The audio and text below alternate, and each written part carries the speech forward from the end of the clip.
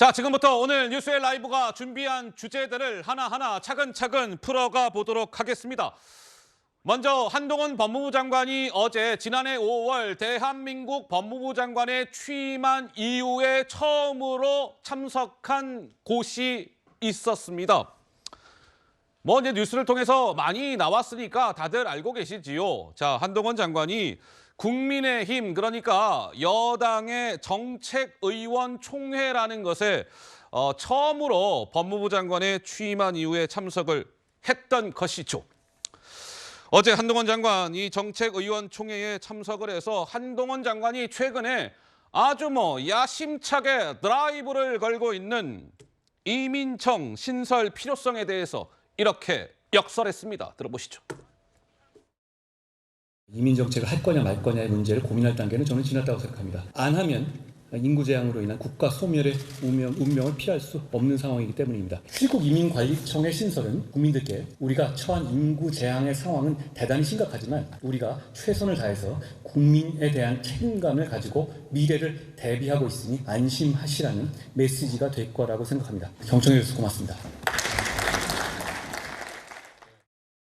자, 한동훈 장관 어제 국민의힘이 진행을 한 오후 2시에 시작이 됐습니다. 정책의원총회에 참석하는 한동훈 장관의 모습입니다. 정치권에서 많은 관심을 모았죠. 한 장관이 정책의원총회에 참석을 한다고 하니까 이게 이제 시기가 시기인 만큼 한동훈 장관의 내년 4월 총선 출격설이 사실상 기정사실화되고 있는 가운데 여당의 의원총회에 한동훈 장관이 모습을 드러낸다? 야, 이거 상견례하는 자리 아니야. 뭔가 총선 출마 행보를 마지막에 도장을 쾅쾅 찍기 위한 행보 아니야? 이런 등등의 해석이 뒤따랐습니다. 어제 의원총회장의 모습을 한동훈 장관이 드러내자 저 회의장 안에서는요. 어떠한 모습이 연출이 됐을까요? 그동안의 다른 장관들이 의원총회에 참석했을 때와는 사뭇 이렇게 달랐습니다. 영상으로 확인해 보시죠.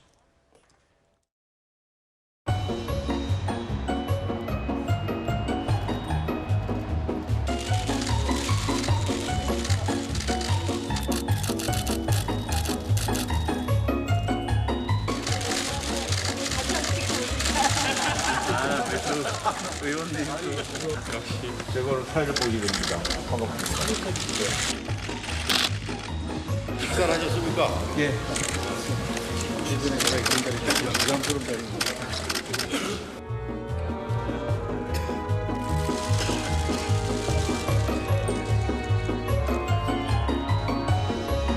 안녕하십니까. 법무부 장관 한동훈입니다.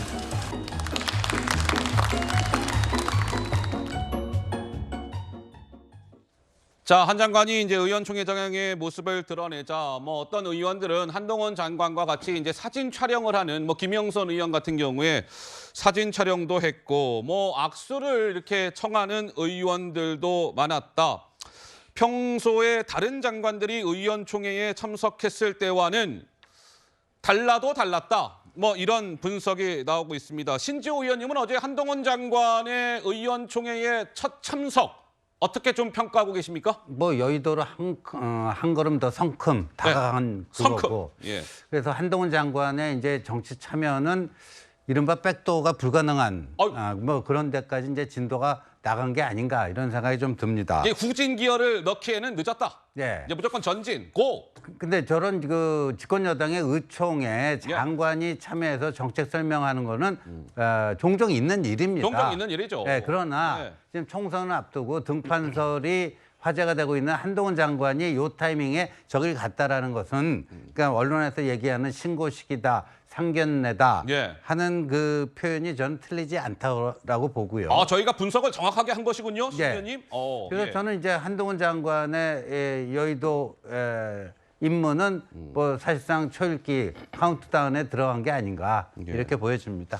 어제 한동훈 장관이 정책의원총회에 참석을 해서 이제 의원들과 찰칵찰칵 사진 촬영도 하고 아이고 안녕하십니까 이렇게 악수도 나눴는데 특히 한동훈 장관이 국민의힘의 여러 명의 의원들 가운데 특히 한 장관이 뭔가 허리를 숙이면서 꽤 긴 시간 이렇게 인사를 나눈 국민의힘 의원이 있었습니다. 누군지 감들이 오시는지요? 영상으로 확인해 보시죠.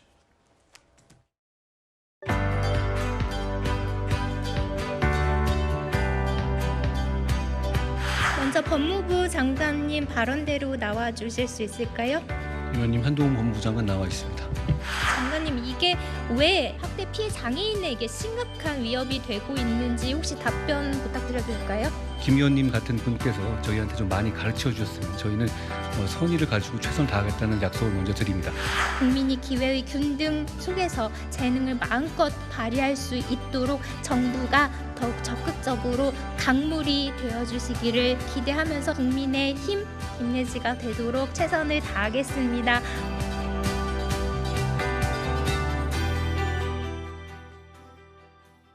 네, 저 시각 장애를 가지고 있는 국민의힘의 김예지 최고위원, 김예지 의원과 한동훈 장관이 특히 꽤 긴 시간 이렇게 인사를 나눴는데 한동훈 장관이 허리를 숙여서 김예지 의원에게 저 한동훈 장관입니다. 저 왔습니다. 이렇게 인사를 나누는 장면이 또 이렇게 저렇게 관심을 모았습니다. 자, 어떻습니까? 우리 류호정 의원님께서는 좀 어떻게 보셨어요? 어제 의원총회 참석 모습들을요? 김예지 의원님과 인사하는 이런 네. 모습들을 두고 뭐 한동훈 장관을 싫어하시는 분들은 다 쇼다 이렇게 어이구. 말씀하실 수도 있을 거고요. 네. 또 좋아하시는 분들은 이제 배려하는 행위다라고 이제 어. 좋게 해석을 하실 수도 있을 것 같은데 예. 뭐 어느 쪽이든 해석은 가능하지만 저는 굳이 이제 얘기하자면 저는 후자로 보고 싶습니다. 네. 요즘 뭐 별걸 가지고 이제 다 트집을 잡고 하는데 아이고. 이런 것까지 이제 저는 꼬아서 보고 싶지는 않고요. 예.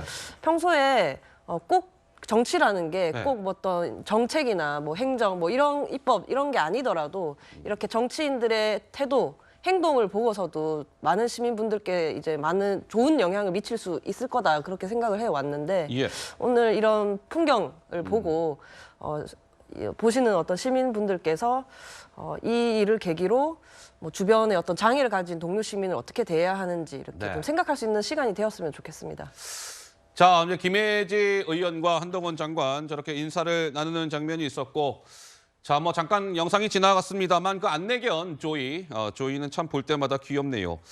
자, 이 한동훈 법무부 장관이 어제 이제 의원총회장에서 꽤 긴 시간 이 이민청 설립에 대해서 이야기를 했는데 의미심장한 단어가 등장을 합니다. 한동훈 제가요 국민의힘 의원님들 앞에서 이렇게 이야기를 하게 되니까 참 좋습니다. 이런 감정을 드러냈습니다. 들어보시지요.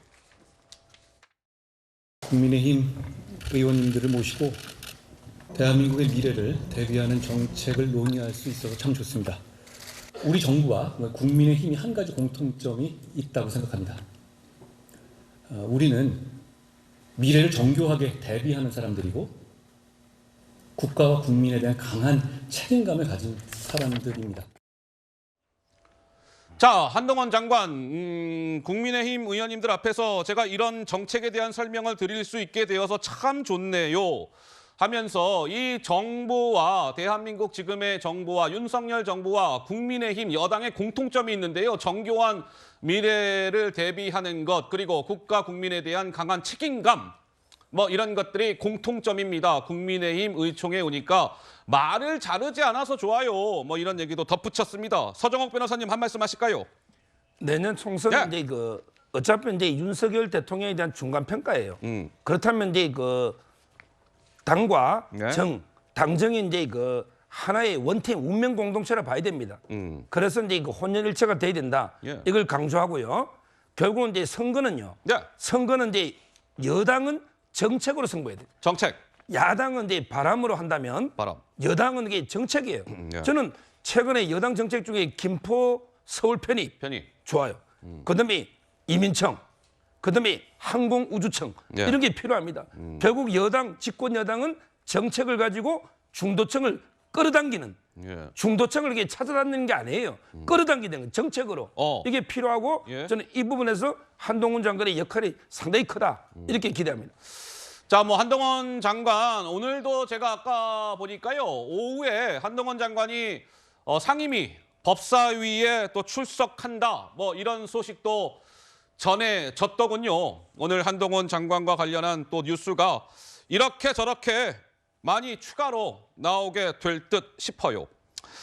자, 어제 기자들이 한동훈 장관이 이제 국회에 왔으니까 뭐 물었을 거 아니겠습니까? 한동훈 장관님, 그래서 내년 4월 총선에 출마를 하시는 겁니까? 안 하시는 겁니까?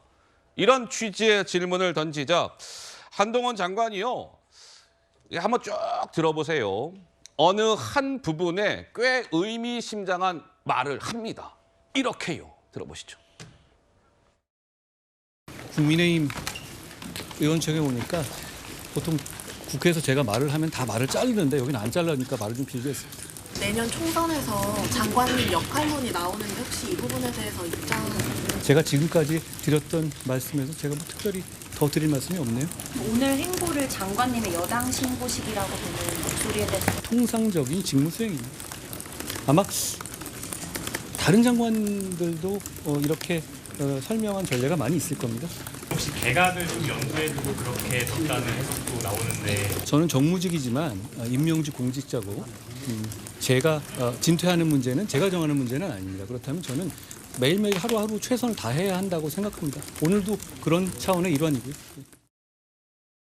자, 그 의미심장한 말이 등장합니다라고 말씀을 드렸는데 혹시 우리 뉴스의 라이브 시청자 여러분들께서는 감들이 워낙 좋으셔서 아마 딱 그 포착을 하셨을 겁니다. 바로 맞습니다. 이겁니다. 한동훈 장관이 이렇게 얘기하잖아요. 임명직 공직자라는 것은요. 제가요. 진퇴하는 문제는 한동훈 내가 정하지 않습니다. 다른 말로 하면 주변에서 여권에서 한동훈 당신이 필요합니다. 총선에 출마해야 합니다 하면 당연히 출마해야지요. 이런 메시지로 읽을 수 있는 대목 아니겠습니까? 박성민 최고위원님 어떻게 보셨습니까? 당연히 그렇게 읽을 수 있는 어허, 거고요. 가장 첫 번째로는 임명직 공직자라는 점을 강조한 걸로 봐서는 첫 번째로는 대통령의 뜻이, 대통령의 판단이 중요하다. 이런 점을 좀 내심 강조한 것으로 보입니다. 두 번째로는 대통령의 뜻보다도 또 한편으로는 국민의힘에서 원하는 등판 시기가 분명히 있을 거거든요.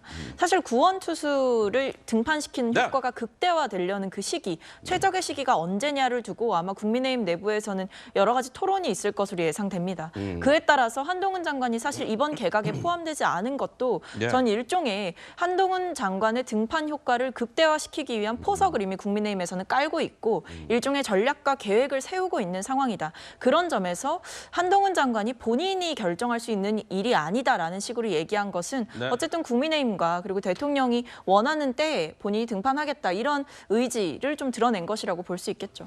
그래서 이제 시청자 여러분들께서는 궁금하실 거예요. 그렇다면 한동훈 장관이 지금 이제 법무부 장관을 하고 있는데 이제 장관 자리에서 나와야 될 거 아니겠습니까? 총선에 출마하기 위해서는. 그렇다면 지금 대체적인 관측은 보니까 공직 사퇴 시한이 내년 1월 11일까지 사퇴를 해야 됩니다. 총선에 출마하려면.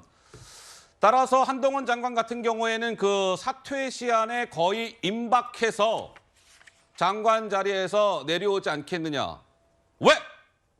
그때까지 뭔가 이 한동훈이라는 효과를 최대한 극대화할 수 있는 만큼 최고치로 끌어올린 다음에 사퇴해서 나오지 않겠느냐. 그다음에 총선 출마를 선언하지 않겠느냐. 뭐 이런 관측이 나옵니다.